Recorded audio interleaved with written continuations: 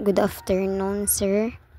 We are now on our way to Glidell's house to show you their situation after the storm and flooding.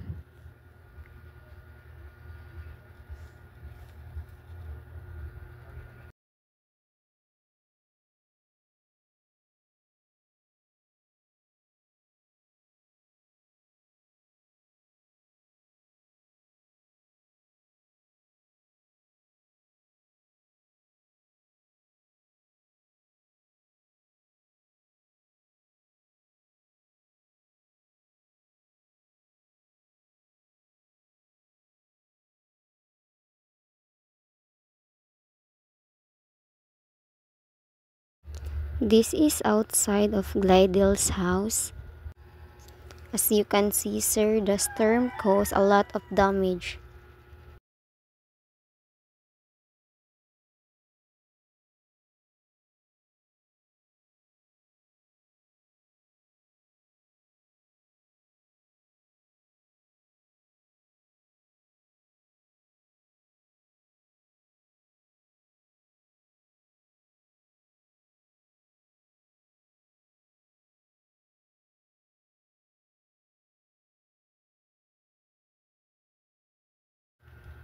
Here is the kitchen. It was destroyed with the flood and many things were washed away. The items left behind are broke or covered in the mud.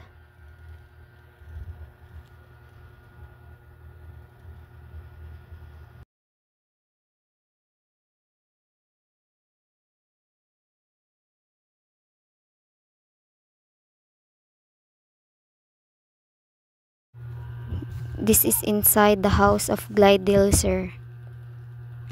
The flood damaged the roof, the floor, and their belongings.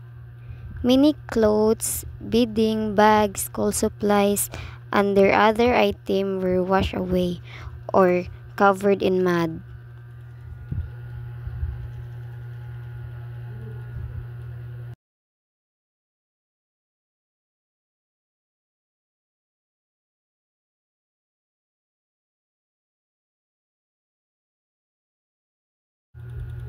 They are trying to clean and save what they can.